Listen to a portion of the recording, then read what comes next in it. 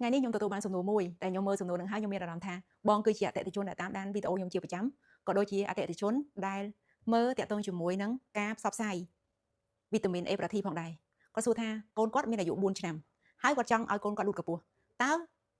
គាត់នឹងគួរតែជ្រើសរើសនៅប្រភេទ A ប្រតិមួយណាអញ្ចឹងសប្តាហ៍ថ្ងៃយើងឃើញហើយប្រភេទ A ប្រតិគឺមាន2ប្រភេទ A ប្រតិវីតាមីន C ក៏ដូចជានំទឹកដោះគោ A ប្រតិផងដែរអញ្ចឹងយើងត្រូវដឹងថានៅពេលដែលបងចង់ឲ្យកូនលូតកម្ពស់យើងត្រូវការសារធាតុអីជាចម្បងយើងត្រូវការកាល់ស្យូមក៏ដូចជាដេត្រលផងដែរទិសដៅសម្រាប់លូតកម្ពស់ណាអញ្ចឹងអ្វីដែលខ្ញុំណែនាំថ្ងៃនេះគឺប្រភេទ A ប្រតិទឹកដោះគោបងគួរតែជ្រើសរើសនៅប្រភេទ A ប្រតិទឹកដោះគោសម្រាប់ A ប្រតិទឹកដោះគោយើងសប្តាហ៍ថ្ងៃមាន3រសជាតិដើមរសជាតិសូកូឡាហើយនិងរសជាតិស្ទ្រូប៊េរីផងដែរអញ្ចឹងសម្រាប់បងដែលកំពុងតែ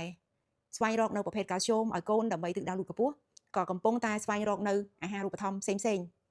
ដែលល្អសម្រាប់កូនទូចអាចជ្រើសរើសនៅប្រភេទនំទឹកដោះគោ A ប្រតិបាននំទឹកដោះគោ A ប្រតិនេះមិនត្រឹមតែមានកាល់ស្យូមឬក៏ដេត្រលទេមានទាំងអាហារូបត្ថម្ភផ្សេងៗដូចជាវីតាមីន A ដែលជួយដល់ភ្នែកវីតាមីន B អងជួយទាក់ទងជាមួយនឹងការលូតលាស់ទូទៅវីតាមីន C ជួយទាក់ទងមួយប្រព័ន្ធភាពស៊ាំដេត្រលហើយនិងកាល់ស្យូមជួយទាក់ទងជាមួយនឹងបញ្ហាឆ្អឹងលូតលាស់ហើយនឹងធ្មេញក៏មានប្រូតេអ៊ីនផងដែរដែលជួយទាក់ទងជាមួយនឹងសាច់ដុំគាត់ហើយកាល់ស្យូមនៅក្នុងនេះគឺកម្រិតវាខ្ពស់ក្នុងមួយកញ្ចប់ស្មើនឹងកម្រិតទឹកដោះគោស្រស់មួយកែវចំណុះ100មីលីលីត្រអញ្ចឹងសម្រាប់បងណាដែលកំពុងតែស្វែងរកប្រភេទជាកាល់ស្យូមទម្រង់ជានំឲ្យកូនញ៉ាំគឺអាចស្វែងរកនៅប្រភេទ A ប្រតិនំទឹកដោះគោនេះបានហើយសម្រាប់ A ប្រតិនំទឹកដោះគោនេះទៀតសោតគឺមានលក់នៅគ្រប់អសរស្ថានក៏ដូចជាបណ្ដាម៉ាតផ្សេងៗផងដែរ